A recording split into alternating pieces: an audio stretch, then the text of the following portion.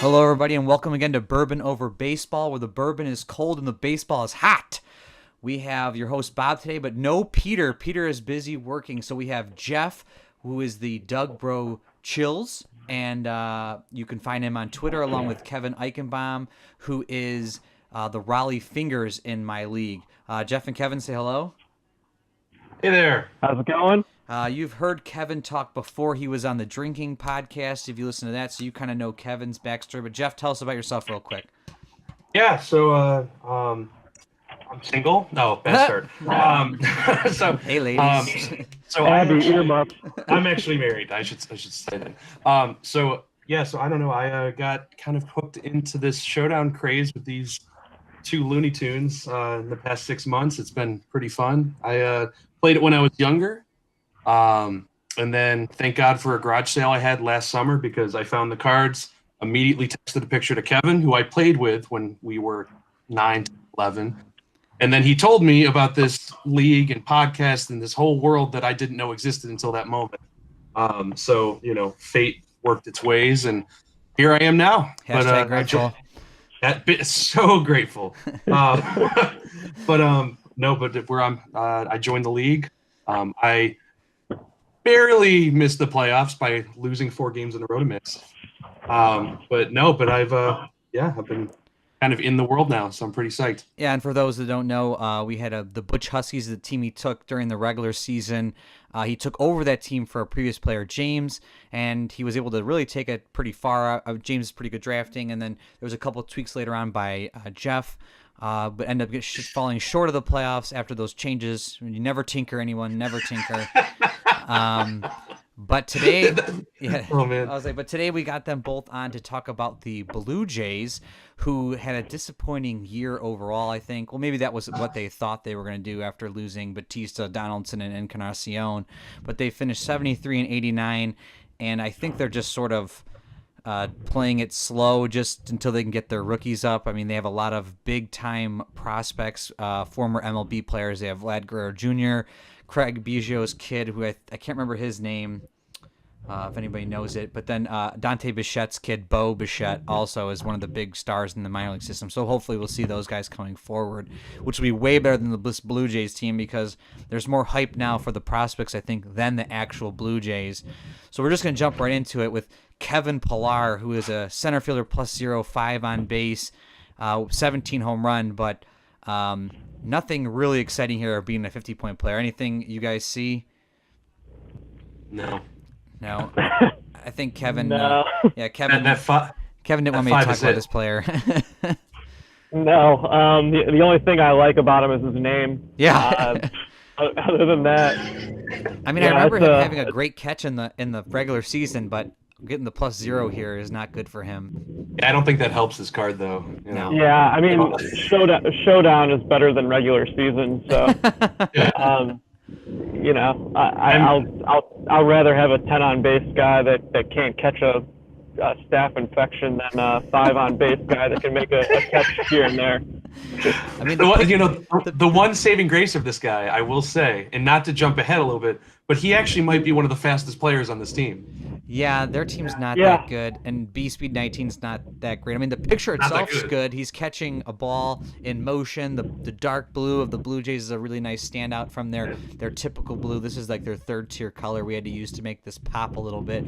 I didn't want the color scheme to really blend a bit. With their normal blue, it would blend too much, but the actual beak of the blue is a darker blue, and it really pops really well with the colors.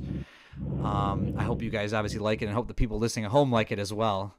I dig it. Yeah, and just in general, the Blue Jays have a really cool logo. But if that's what we're talking about here, then that might be the only thing to talk about. We're in for a long one. Yeah. So next up, we have I believe it. I don't know how to pronounce half these people on this team's name, but Teoscar Hernandez. At least he's a step up from Pillar with being an on-base 6 here. Same speed. He gets on a double at 10, which is nice. But 1 through 6 strikeout, he's probably not being drafted either. It's bottom of the. I mean, this is the last player that's getting drafted. I feel like to fill a spot, maybe. Yeah. Yeah.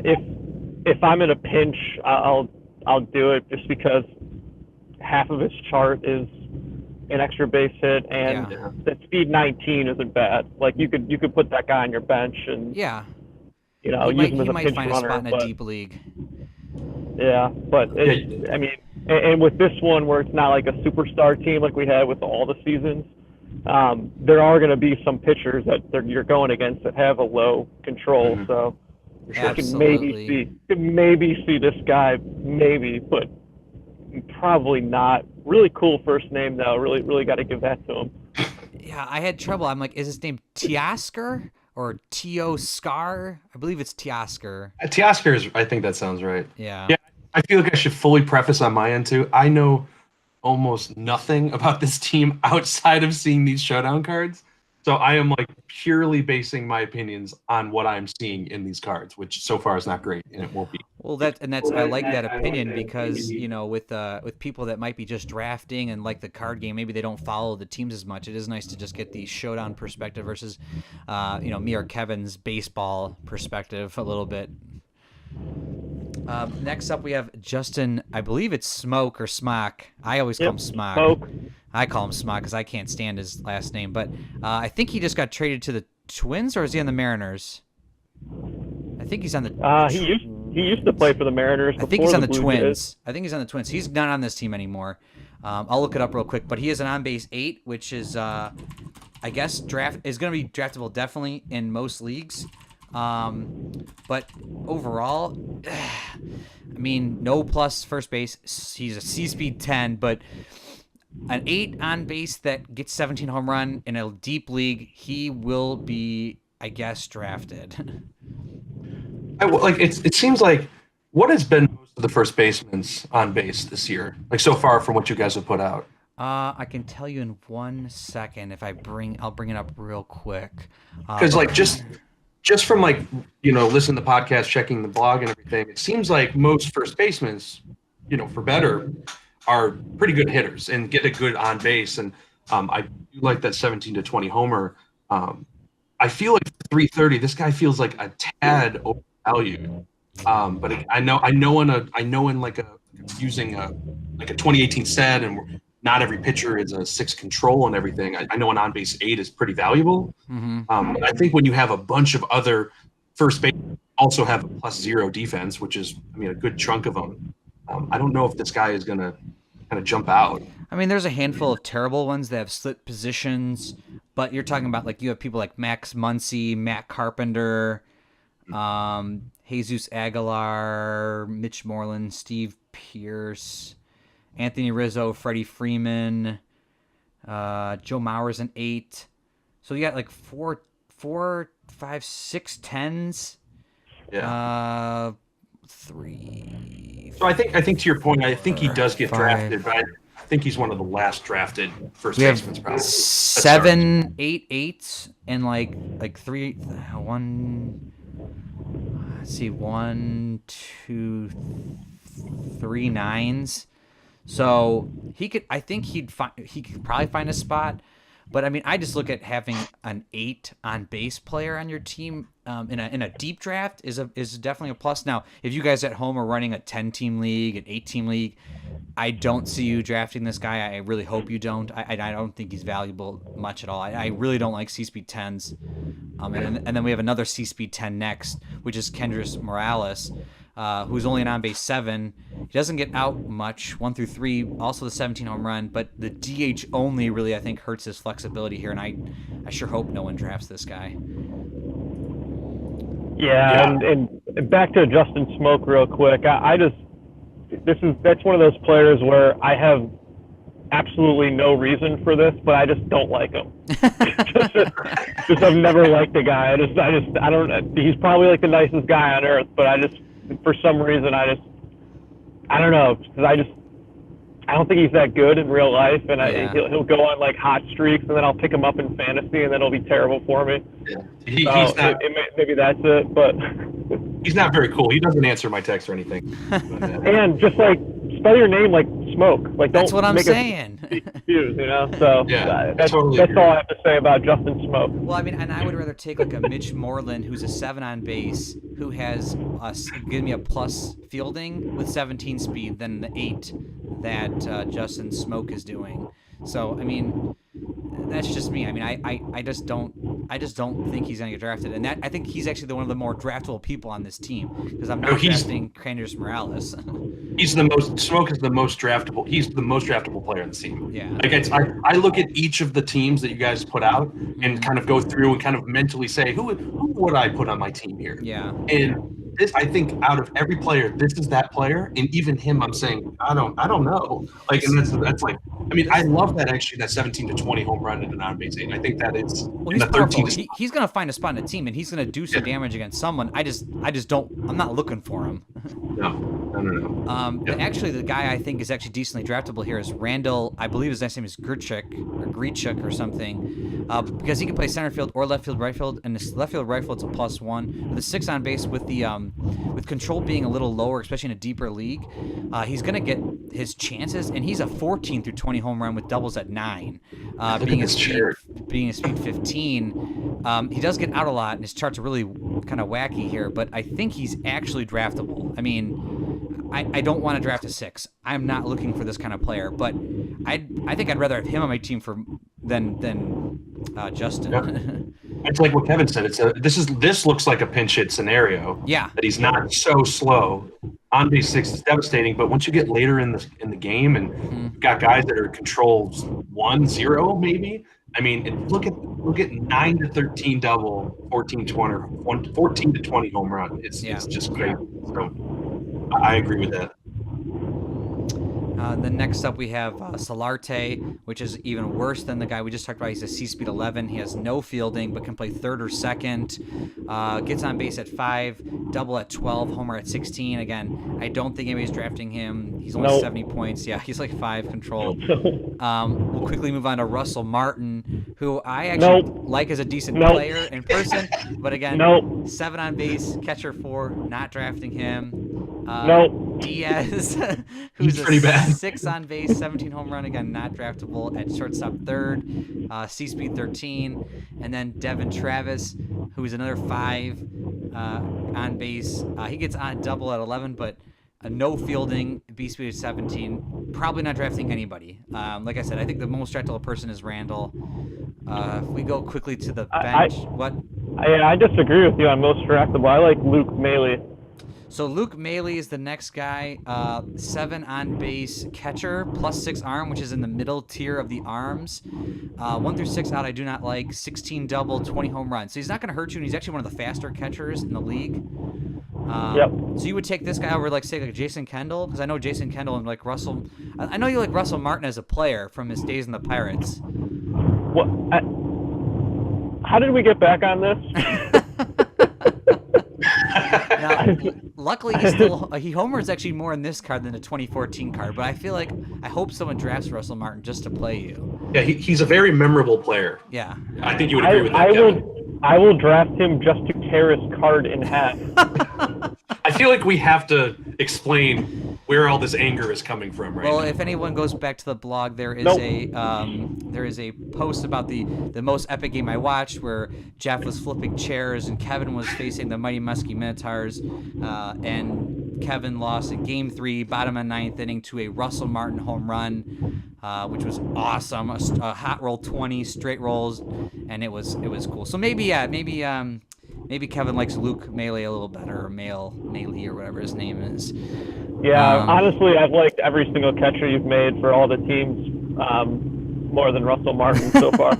Oh my God, I do agree with Kevin on this though. That I think this Luke Maley card I think it's the most draftable card in the set. Right now, I like someone in the bullpen a little better, but I would take Randall over any of the batters because I would just rather have that huge upside of him, though I don't like him as well. Then Lourdes Gurriel Jr., which is the only rookie on this team, has no fielding, another slow on-base 5, but another big home run power hitter. Not going to draft him. And if you guys thought that the lineup was bad, the pitching doesn't really get any better. Marco Estrada and Sam Gaviglio are both starter control 2s, 5 innings, and they both give up home runs. They are 10-point players. I hope no one has to play with any of these guys. Maybe in like a fun drinking tournament would be kind of fun, but nothing else. Not for those guys. I don't think I've ever seen a chart like this with both of them being 16 to 20. 16 to 20 hit, of course, is pretty standard, but 16 walk, 17, 18 single, 19 double, and 20 home run. I mean, that looks like a batter chart. Yeah, they're terrible, and I don't think anybody would draft them, and you shouldn't, obviously, with a 10-point player.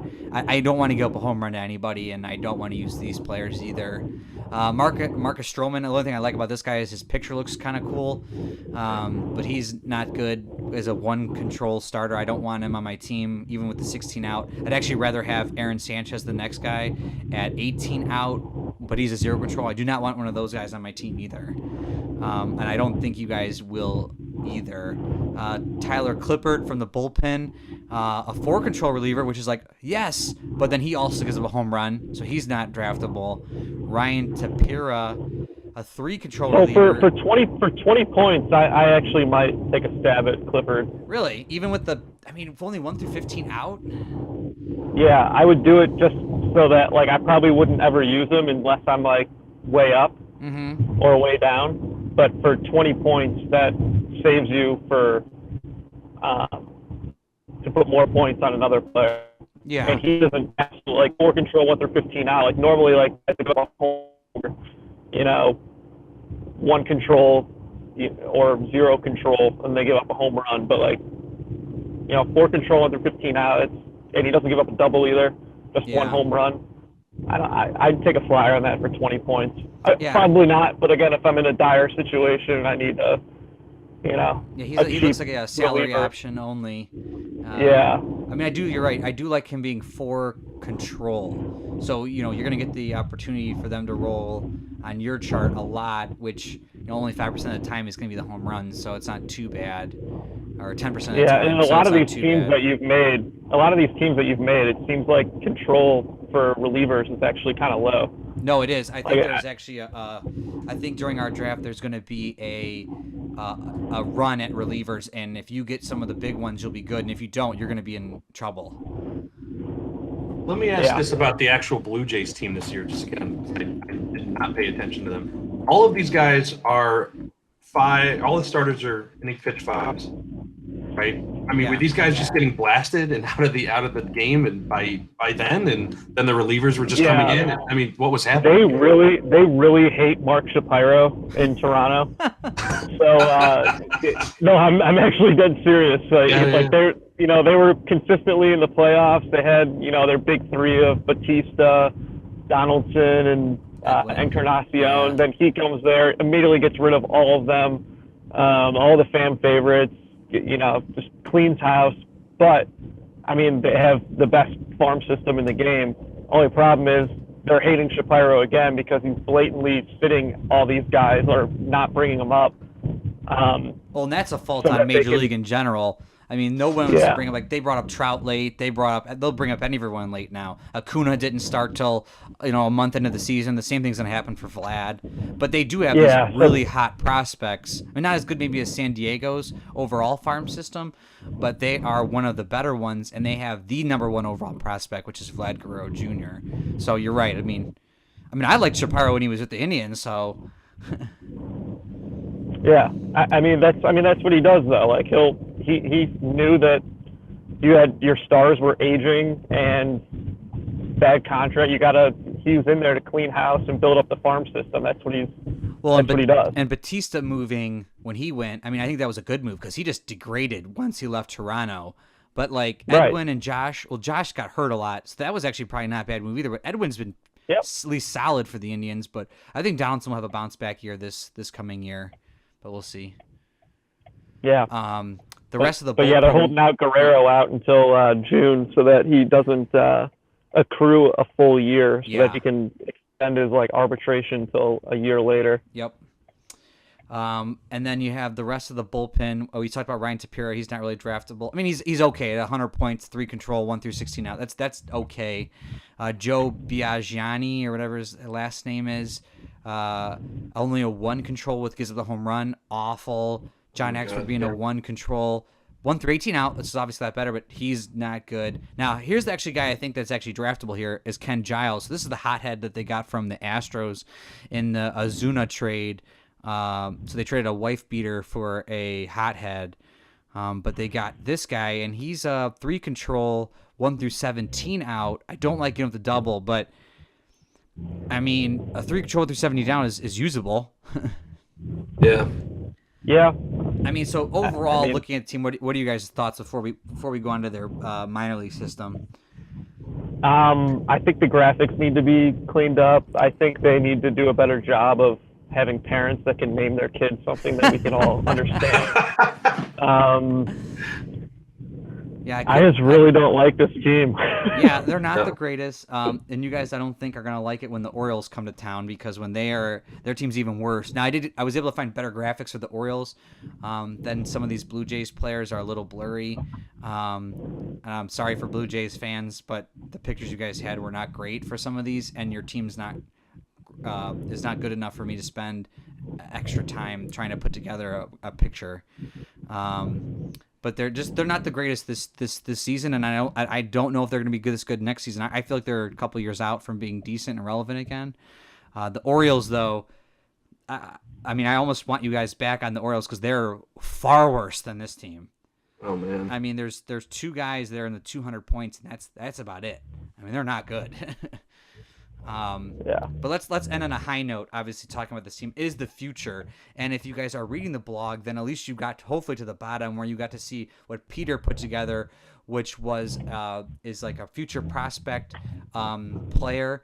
He wrote about this really briefly at the bottom of the blog, where he talks about how he put this guy into his league, and this is at like a peak potential type player. So when he does his minor league reports, they roll dice to determine if they determine a bust or like a mid-tier or low tier, mid-tier, or like a high tier prospect. So this would be his peak potential as a player. So you'll actually see like Bo Bichette and other players in Peter's other season 2 of the minor league report. But right now you can see sort of what this is, and you can check out his other minor league report. But this is Vlad Guerrero Jr. that Peter made for the 2017 his prospect. He's a 10 on base, so I mean already highly better than anyone else on their team. I know I think he has the highest power rating in all of minor league system right now. He homers at 17, doubles at 14. He's really slow, C-speed 10. And obviously we'll see more when he gets to the majors, but a +1 at third base. So, I mean, this is a pretty draftable player if this guy comes up. Yeah, he's legit. I mean, this is instantly their best player in their team. Like, he's instantly draftable. There's not, I mean, this is, again, we're looking at a prospect, we're looking at projections and whatnot, but just let's say this was a 2018 card. I mean, there's just not that many, not a ton of on-base 10s in the league. I mean, so my team in the last league, just to kind of go back for a second, James drafted my team, and then I took it on, like Bob said before. And my entire lineup, I think except for one player, was an on-base 10. Yep. So that's actually allow you at an on-base 11. Yeah, that's true. So I think I literally averaged an on-base 10 for every single player. So I got kind of used to that. Makes you wonder why you ever made any trades. Yeah, exactly. Oh, yeah. Hey, you know what? I the one thing I will say is that my pitching was not great. No. My number 1 starter was Blake Stein. Yeah. So that was yep. So, and he was a control 2. I thought he was a 1. You're right. He was a control 1, because then here's what I started doing. I started going for control 2 guys because I needed it towards the end. So I will say the roles didn't go my way. I stand behind my managerial decisions. So, but this guy, there's just not that many on base 10s. And for me, like, I'm going to be kind of keeping my eye on these guys going into our draft for the 2018 players. So, the moment I see that 10, I mean, that is just it's glowing, at least to me. Yeah. And again, the third base is a little bit, I guess, more shallow is a word for the Showdown 2018. I mean, you have Chris Bryant, who's pretty good. Justin Turner's a 10. Jose Ramirez is probably the best 10 in the league. I know Matt Carpenter, I think, is if I'm not mistaken, maybe he only plays first base. I can't remember. Let me see here. Oh, he's the first base, third base, so he's a 10. So you're not looking at too many 10s. So if this guy can come up to be that kind of player, but you're looking at this guy. He sort of reminds me of what Max Muncy is going to be for the league, which is a 10 on base, homers at 17, but has a little bit more speed. So if you're looking at what a Vlad Guerrero could be, he's looking like he could be like a better version of Max Muncy with fielding. I'm hoping he's faster than on base 10 or speed 10, but I don't know. He's a pretty big boy. But he hits the ball a ton. In any of the videos I've seen, he's crushing the ball. So I'm hoping he can do that for the Blue Jays, because it'd be very exciting to see the Blue Jays turn into something better. I'm hoping, I think the Blue Jays fans are hoping as well. They can't wait to see Bo Bichette, Vlad Guerrero Jr. and Biggio's kid. I think that's a wrap on the Blue Jays. Again, I think next up is the Diamondbacks for Peter. What are your guys' hopes for the Diamondbacks? I mean, Paul Goldschmidt will be on them for this, right? Mm-hmm. Yep. Yeah. I mean, I just got to represent my half Jewish brethren over there with Paul Goldschmidt. So. Yeah, I mean, I can't remember the exact team, and I guess we'll find out more when Peter posts it next week. He's almost done now. They look incredible. They have a black background, but Paul Goldschmidt's obviously one of the highest prospects on that team. They have some good pitching as well, but I think this is gonna be a really good team, and a really for the people that keep following along and they keep having to deal with my AL disappointments. That's how bad the AL is. I'm sorry, people, but it's not good. And at least the National League is keeping everyone interested, because they actually have teams that are competing against each other, and they have decent players. So I'm glad you guys were able to, Kevin, before volleyball, and Jeff, you were able to take time out of your schedule tonight to jump on the podcast and weigh your 2 cents in. I know it wasn't a great team to talk about, but I'm glad you guys made it. Yeah, definitely. Thanks for inviting us. Making these cards that I won't draft. So. Yeah, it's a bunch of people that you guys can see that you don't need or don't want, so you know what to avoid. Yep. And again, I don't know if and later on you guys will see me and Peter will be putting out power rankings, and I'm just trying to see really quickly before I wrap up here if any of the Blue Jays made my top 300 power rankings. Let's see here. I got 3 Blue Jays in the top 300, which is Justin Smoke, Randall Grichuk, and Kendrys Morales. But they are like 100 and like the late 200s for the other two. So not really that draftable. These are your late round picks, if anything. So thank you again, guys, for joining, and have a great evening. Yep. Thanks. You too. We'll see you.